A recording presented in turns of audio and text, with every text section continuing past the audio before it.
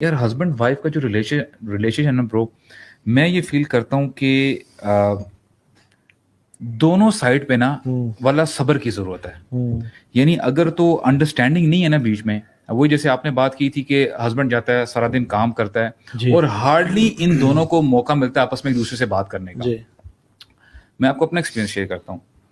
واللہ یہ میں آپ لوگوں کو بھی جو ہے سجیسٹ کروں گا. فار ایگزامپل لیٹ سے جیسے یعنی سورہ نساء میں اللہ تعالیٰ فرماتے ہیں کہ اگر آپ کو فار ایگزامپل اگر آپ اپنی وائف سے کوئی نہ کوئی پرابلم ہے نا, یعنی اگر ایسا ان تکرہوا شیئا ویجعل اللہ فیہ خیرا کثیرا, تمہیں پسند نہیں ہے, ہو سکتا ہے تمہاری بیوی کی کچھ عادتیں ہیں جو تمہیں پسند نہیں آ رہی, لیکن اللہ تعالیٰ نے اس میں خیر رکھی ہوئی ہے. What we have to do is, ہم کتنی بار بیٹھتے ہیں اپنی وائف کے ساتھ اور یہ پوائنٹ ڈاؤن نوٹ ڈاؤن کریں کہ آپ مجھے بتائیں کہ آپ کو میری کون کون سی ہیبٹس ہیں جو آپ کو اچھی نہیں لگتی. Let's talk. آپ بھی بتائیں, وہ بھی بتائیں. جب تک آپ دیکھیں کمیونیکیٹ نہیں نہ کریں گے تو یقین کریں چیزیں جو ہیں سورٹ آؤٹ نہیں ہوں گی. بالکل ایگزیکٹلی.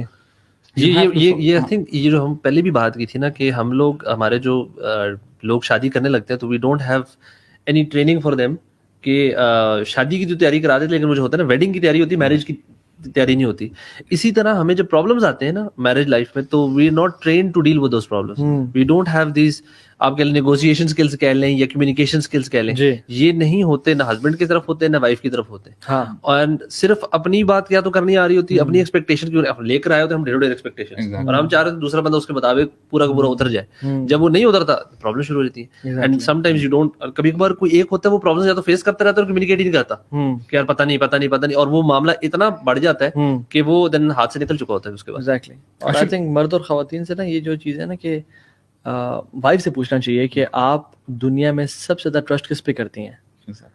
اگر تو پہلے 3 لوگوں میں ہسبینڈ کا نام آتا ہے تو الحمدللہ یہ ایک بہت اچھی بات ہے. اور دوسری چیز یہ کہ زندگی میں 3 اہم مینٹورز کون ہیں آپ کی لائف میں وائف کے لیے. اگر تو اس میں سے ایک ہسبینڈ کا نام آتا ہے تو دس مینس الحمدللہ ہسبینڈ نے اچھا ریلیشن مینٹین کیا ہوا ہے.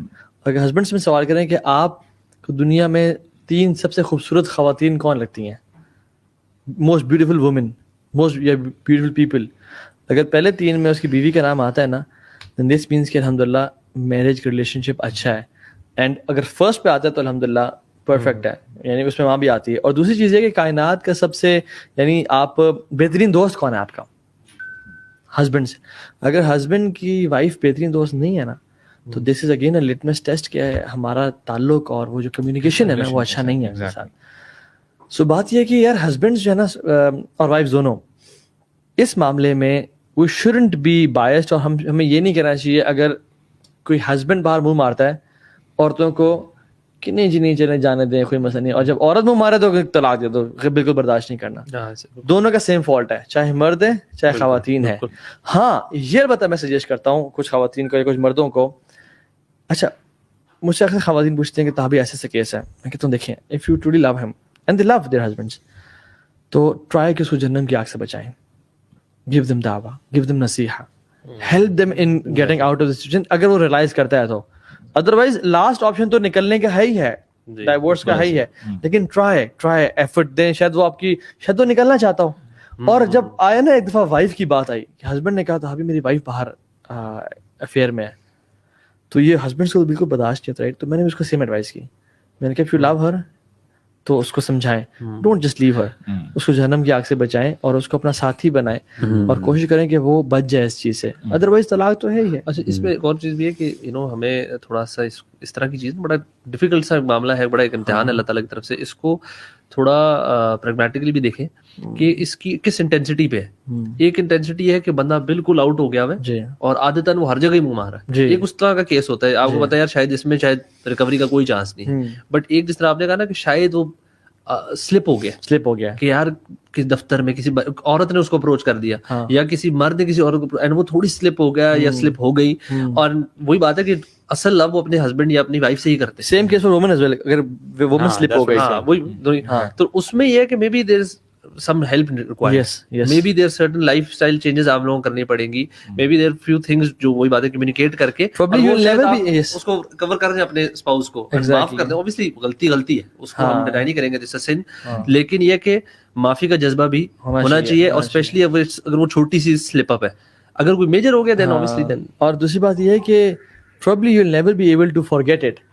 You might be able to forgive her or him, but not forget everything. نہیں میرے خیال سے خواتین پھر بھی مرد کے معاملے میں کچھ کر سکتی ہیں, لیکن مرد کبھی برداشت نہیں کر سکتا for some reason, you know. لیکن کرنا چاہیے, مطلب فار ایگزامپل, مطلب یہ تو ایکسیپٹیبل ہی نہیں ہے نا کسی معاشرے میں, یہ نہیں کہ کرنا چاہیے.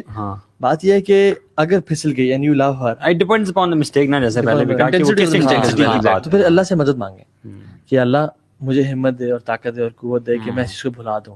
Let me over come this feeling. اور اسپیشلی اگر کوئی ایسا معاملہ نا it has become part of your life, for چاہے وہ ہسبینڈ کی بات ہے یا وائف کی بات ہے, تو میرے خیال سے اگر جیسے آپ نے بتایا نا وہ 14-15 سال ہو گئے ہیں اور اس طرح کی بات ہے کہ پوری زندگی ایسے گزر گئی ہے, تو ایسے لوگوں کے لیے تو مجھے تو یہ سمجھ میں آتی ہے کہ اللہ تعالیٰ نے اس امتحان سے گزارا تاکہ آپ صبر کریں اس پہ, اور اللہ تعالیٰ بدلے میں بس جنت دے آپ کو.